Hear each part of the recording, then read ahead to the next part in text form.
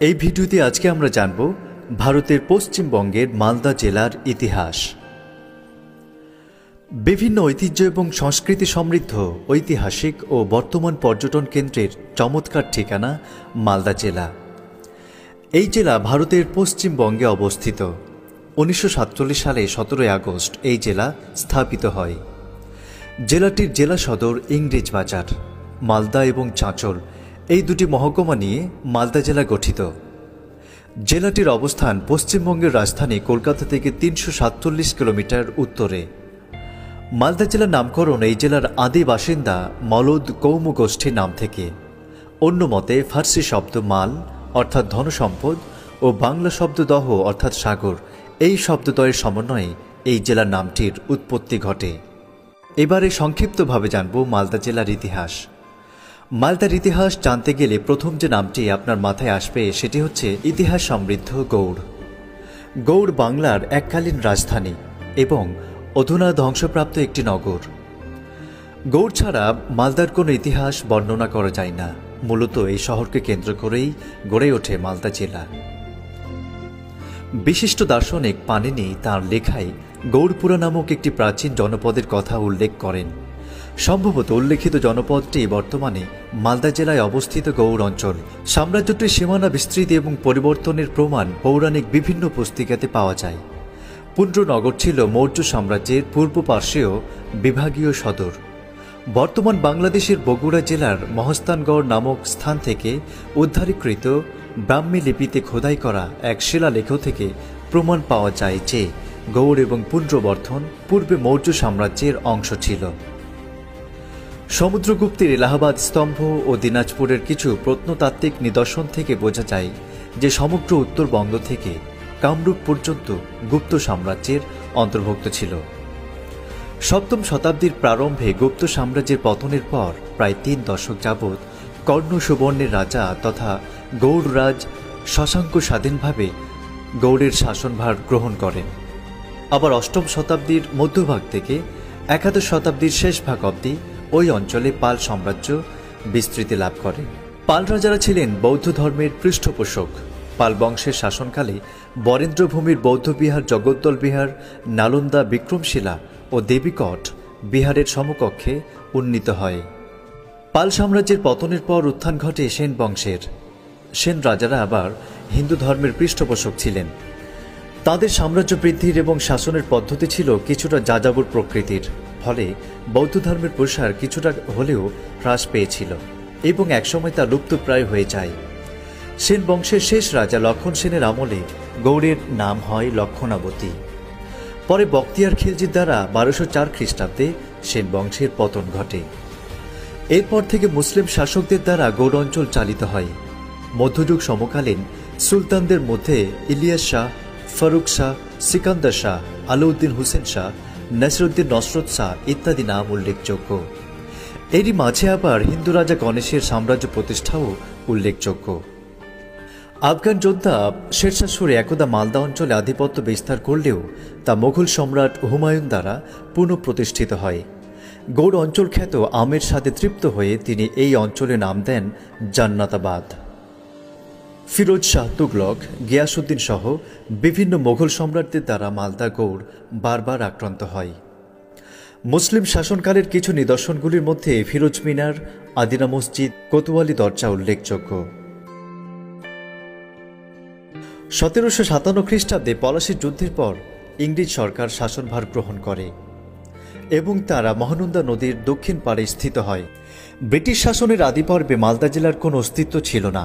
1793 সালে মালদা অবিভক্ত দিনাজপুর জেলার থানারূপে প্রতিষ্ঠা লাভ করে।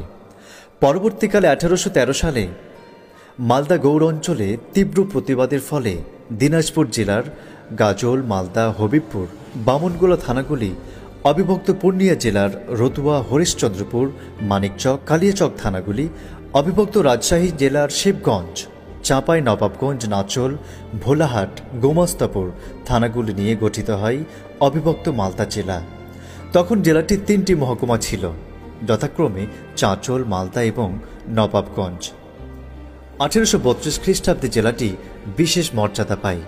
1858 সালে ম্যাজিস্ট্রেট কালেক্টর নিযুক্ত হয় এবং একটি সম্পূর্ণ জেলাতে উন্নীত হয়। 1876 সালে জেলাটি রাজশাহী বিভাগের অন্তর্ভুক্ত ছিল।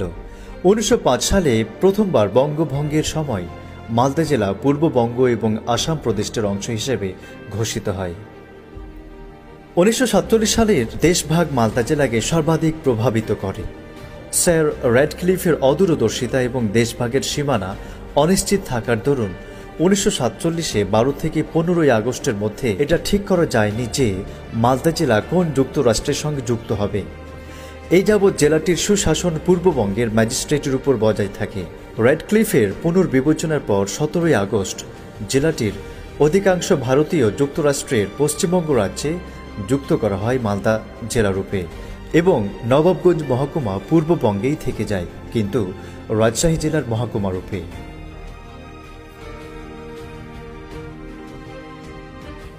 জনচর্চিত আন্দোলনগুলির মধ্যে জিতু সাঁওতালদের নেতৃত্বে 1932 সালে ঘটে যাওয়া আন্দোলনটি অত্যন্ত গুরুত্বপূর্ণ। তনিকা সরকারের মতো ঐতিহাসিকদের মতে এটা ছিল মালদাহের বসবাসরত উপজাতি গোষ্ঠীর অস্তিত্বের সংগ্রাম।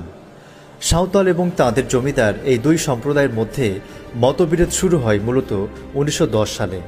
যেহেতু বরেন্দ্রভূমি অঞ্চলটি কৃষিভিত্তিক ও কৃষিতে যথেষ্ট উৎকৃষ্ট, তাই সেখানকার জমিদাররা সাধারণের উপর করের পরিমাণ বাড়াতে শুরু করে। এভাবে জমিদারদের উপর সাধারণের ক্ষোভ পুঞ্জীভূত হতে থাকে। ক্ষোভ মাত্রা অতিক্রম করে যখন বুলবুলচণ্ডীর জমিদার করের পরিমাণ বৃদ্ধির প্রস্তাব দেয়। ফলস্বরূপ হবিবপুরের কোচকান্ধার গ্রামের জিতু সাঁওতালদের নেতৃত্বে সমস্ত সাঁওতালরা একত্রিত হয়ে যায় এবং 1926 সালে সাঁওতালরা হিন্দু ধর্মে দীক্ষিত হতে থাকে ও জিতু সাঁওতালদের নেতৃত্বে জিতু সন্ন্যাসী দল গঠন করে। 1928 সালে দলটি শিখরপুরে সঞ্চিত সমস্ত মজুদ শস্য লুট করে এবং এমন আরও লুটের খবর আসতে থাকে। পরে জেলা ম্যাজিস্ট্রেটের তত্ত্বাবধানে এবং পুলিশ সুপারের সহযোগিতায় 1932 সালে জিতুসহ তাঁর 60 জন অনুগামীকে কারারুদ্ধ করা হয়। মালদা জেলার রাধেশচন্দ্র শেঠের সম্পাদনায় প্রকাশিত গৌড়বার্তা এবং গৌড়দূত এবং কালীপ্রসন্ন চক্রবর্তীর মালদা সমাচার পত্রিকার অবদান অনস্বীকার্য। 1944 থেকে 1947 সালের মধ্যে বহুবার পত্রিকাগুলিকে সরকারিভাবে বন্ধ করার সিদ্ধান্ত নেওয়া হলেও তা সফল হয়নি। কলকাতা কেন্দ্রিক স্বদেশী আন্দোলনকে ভালুকা, রতুয়া, মালদা, হরিশ্চন্দ্রপুরে ছড়িয়ে দেওয়া সহ মহাত্মা গান্ধীর আইন অমান্য অসহযোগ আন্দোলনে মালদা জেলার ভূমিকা রয়েছে। 1914 সাল থেকে মালদা জেলার পুলিশ থানা এবং সরকারি অফিসে দাঙ্গা ব্রিটিশ বিরোধী আকার ধারণ করে, যা 1930-এর রতুয়াতে আন্দোলন এবং অগ্নিসংযোগের দ্বারা তীব্র আকার ধারণ করে। তেভাগা আন্দোলনে মালদা নারী বাহিনীর অবদানও অত্যন্ত উল্লেখযোগ্য।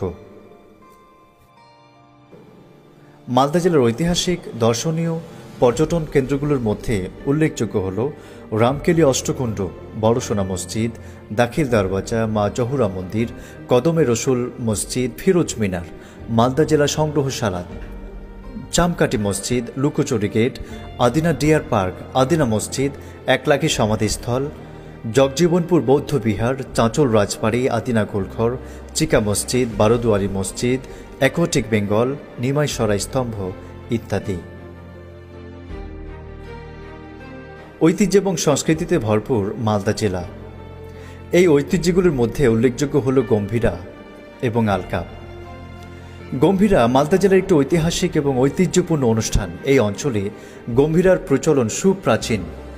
বিশেষত চৈত্রের শেষ সপ্তাহে 3 দিন ব্যাপী এই অনুষ্ঠান উদযাপিত হয়। গম্ভীরা এটি এক ধরনের গান যা হিন্দু শাস্ত্রী দেবতা শিবের সাথে সম্পর্কযুক্ত। বর্তমানে এটি একটি বিশেষ তালে নাচের সাথে উপস্থাপিত হয়, যা মূল চরিত্রগুলি তথা নাতি এবং দাদামশাই অর্থাৎ নানাকে দেখা যায় সমাজের কোনো এক দিক নিয়ে আলোচনা সমালোচনা করতে। মালদা জেলার প্রসিদ্ধ অপর একটি বাঙালি লোকাচার হল আলকাপ। মালদা ছাড়াও মুর্শিদাবাদ, বীরভূম, রাজশাহীতেও এর প্রচলন রয়েছে। আল মানে অংশবিশেষ আর কাপ বলতে কাব্যকে বোঝানো হয়। এটি নাচ, গান ও নাটকের এক সংমিশ্রণ, যেখানে মূলত 2 ধরনের চরিত্র দেখা যায়, একটি গুরু চরিত্র, অপরটি চাকরের চরিত্র। তাছাড়াও সাথে থাকে গায়েন, দোহার, সমবেত সঙ্গীত শিল্পীরা। আলকাপ 5টি খণ্ডে উপস্থাপন করা হয়। আসর বন্দনা, ছড়া, কাপ, বৈঠকি গান এবং খ্যামটাপালা এর মাধ্যমে গ্রাম্য সমাজ চরিত্রকে ফুটিয়ে তোলা হয়। এই ছিল মালদা জেলার সংক্ষিপ্ত ইতিহাস। বন্ধুরা, আমি আব্দুর রহমান ছিলাম।